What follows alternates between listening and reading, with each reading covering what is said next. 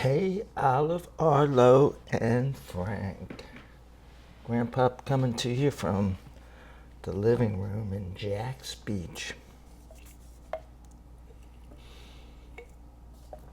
Let me wet my whistle and we'll get started reading The Shape of Me and Other Stuff by Dr. Seuss from 1973. So I was 20 years old. I was too old for Dr. Seuss at the time. So these are all, I was familiar with Dr. Seuss and I knew a little bit about them. Really popular things like Hop on Pop and Green Eggs and Ham, Cat in the Hat, that stuff. Wasn't super familiar with it, but I kind of knew what was going on with those things. So without further ado, let's make it happen. The Shape of Me and Other Stuff. And here's drawings of silhouettes. And the reason that they're silhouettes is that we're just interested in the shapes. And the reason that this is in stark contrast, this silhouette is black. This is like a shadow would be. And then this is white. This is like what a negative would be. Is that it's the shape of me and other stuff. And so let's see what the other stuff is. And we know what these things are, right? This is a hammer. Here's a tree with a bucket. Girl shooting an arrow at it. Airplane, fence. I guess that's a dachshund. And these are ducks or geese. And then this is, looks like some kind of animal driving a car.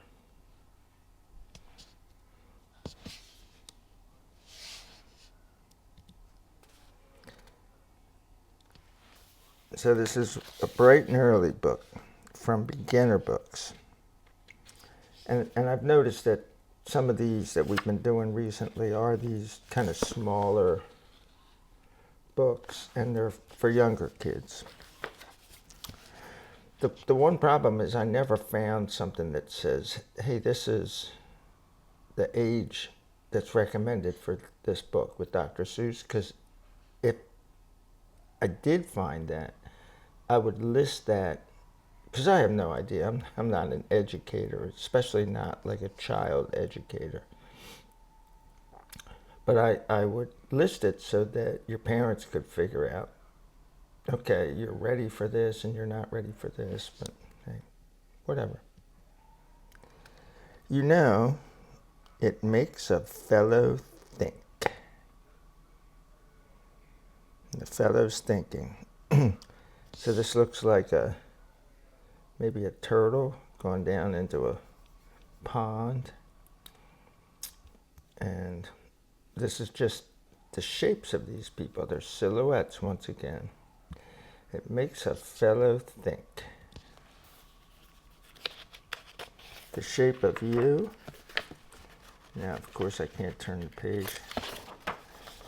I could read it off the screen, but then I'd be going like this. It's just easier to do this. The shape of you, the shape of me. So here's the black silhouette, and then the shape of you. So you is the girl, and she's the green silhouette. And then he says, the shape of me. So he's the green silhouette, and she's the black silhouette. The shape of you, the shape of me. The shape of everything I see.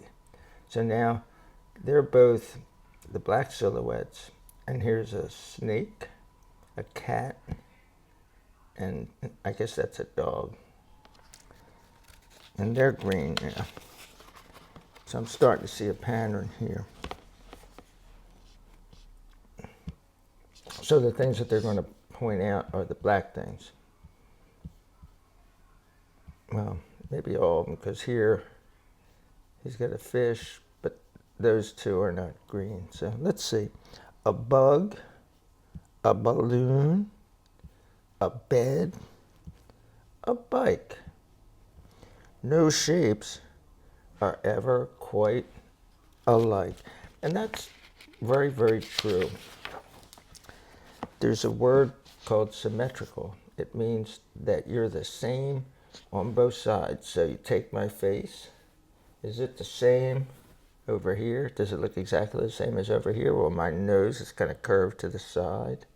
My ears are probably a little bit bigger on one side. My hair sticks out different on each side. So we are asymmetrical.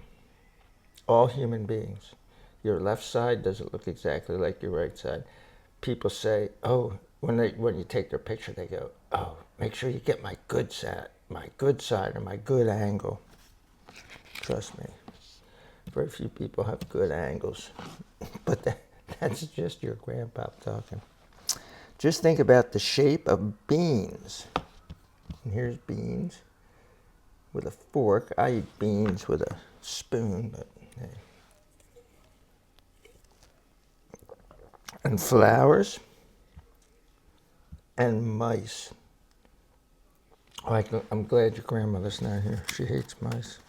Well, nobody really likes mice. Very few people really like mice, but your grandmother has an aversion to mice.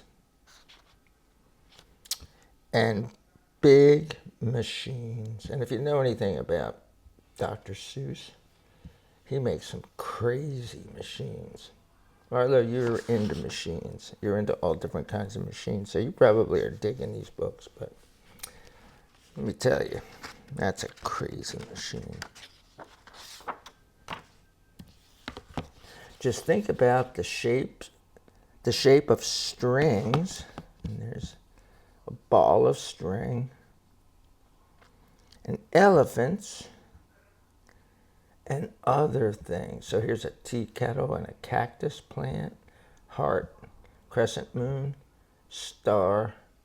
This is a Star David, maybe? Yeah. And then this is a 6-pointed star. This is a 5-pointed star, right? 1, 2, 3, 4, 5, 6.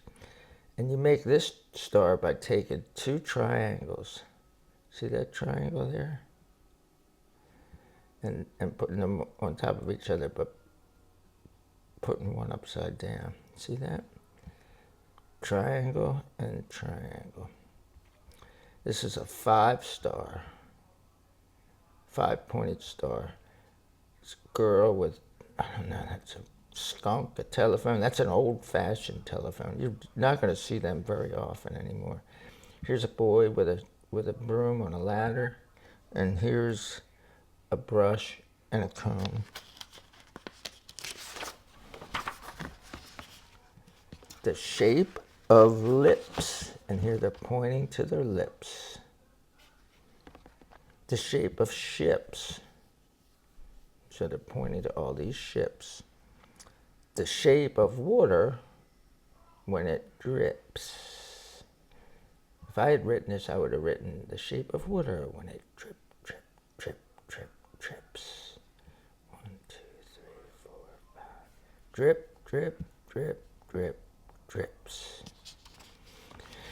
But unfortunately, I didn't get a call from Dr. Seuss when I was 20 years old saying, hey, what do you think of this book idea I have? Peanuts. Here's peanuts and pineapples. Noses. Look at those funny noses. They're like Pinocchio noses. And grapes. And this is a whole bunch of grapes.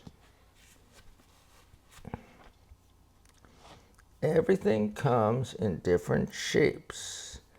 So here's, Arlo, these are gapas, eyeglasses. Bowling ball and a bowling pin. These are maybe reindeers, a butterfly or a moth or something, a bird in a cage, and scissors. Don't run with these.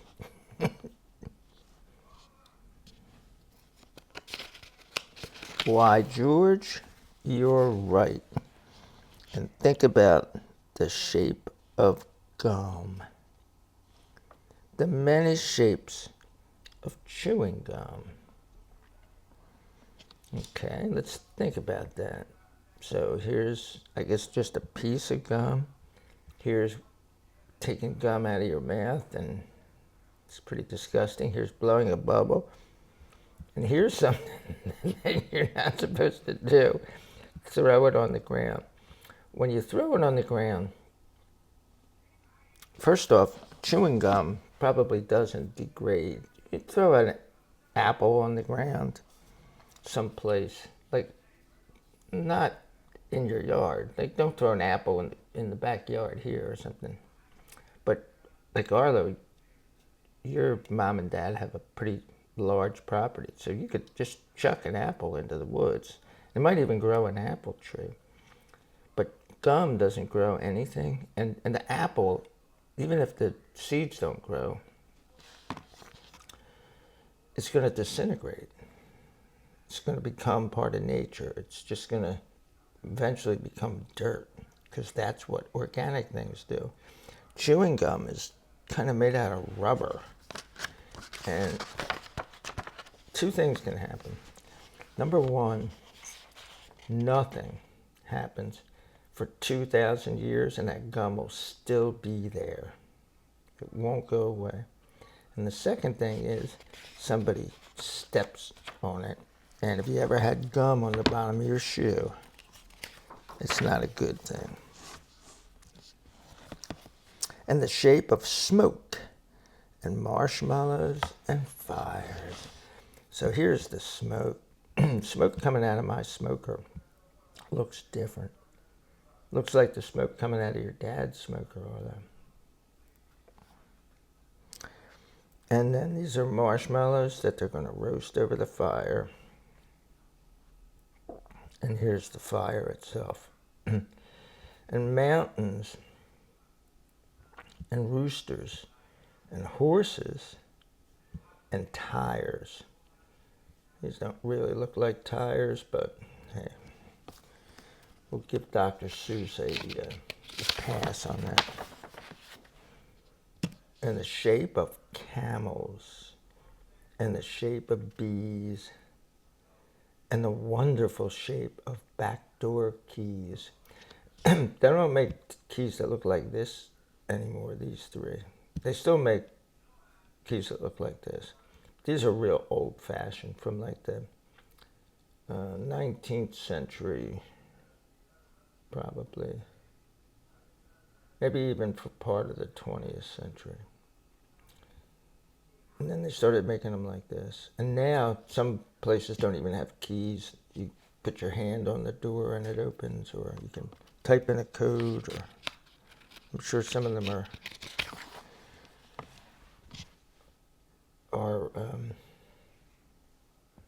voice activated. So this is a dromedary camel here, a one-hump camel. I think that's a dromedary. Olive, your dad may know that, because he's Egyptian. You're half Egyptian. And they have camels. They have tons of them over there in Egypt. And the shapes of spider webs. So here's the spider, and there's the web that he made. And clothes. So this is a clothesline. I don't know if either of your parents use clotheslines. Frank, your mom may use a clothesline there in Hancock's Bridge, in the backyard. And speaking of shapes, now just suppose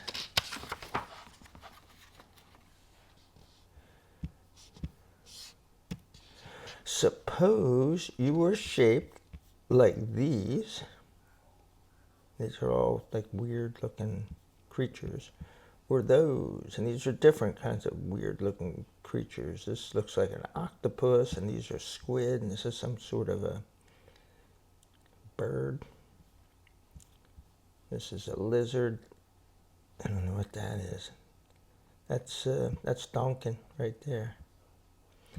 And this is something with spines, like a porcupine. Or shaped like a blog. And there's no such thing as a blog. B-L-O-G-G. When this was written, there was no such thing as a blog, B-L-O-G, but now a blog is somebody writing something on the internet for consumption by others. Or a garden hose, and here's the faucet and the hose. Well, I'm glad I'm not shaped like a garden hose.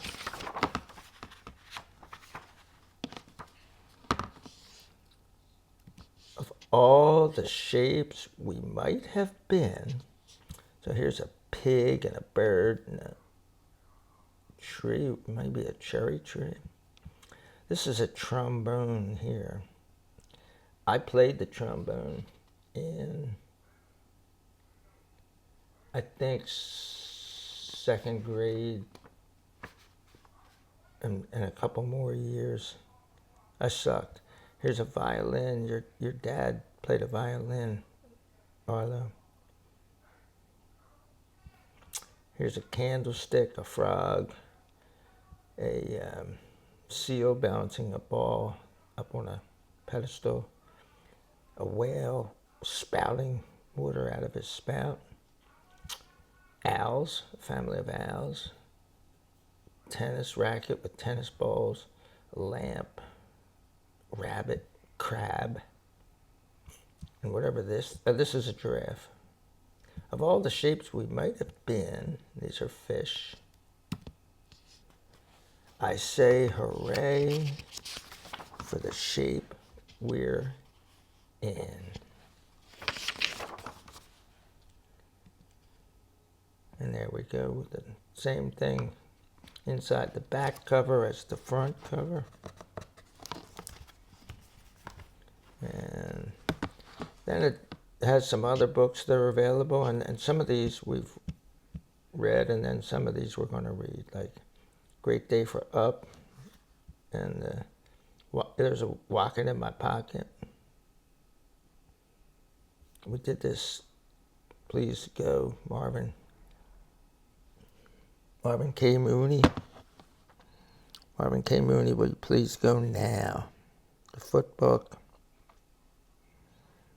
The eye book. I think we did all the parts of the body books together. Anyway, peace out. There go those balloons.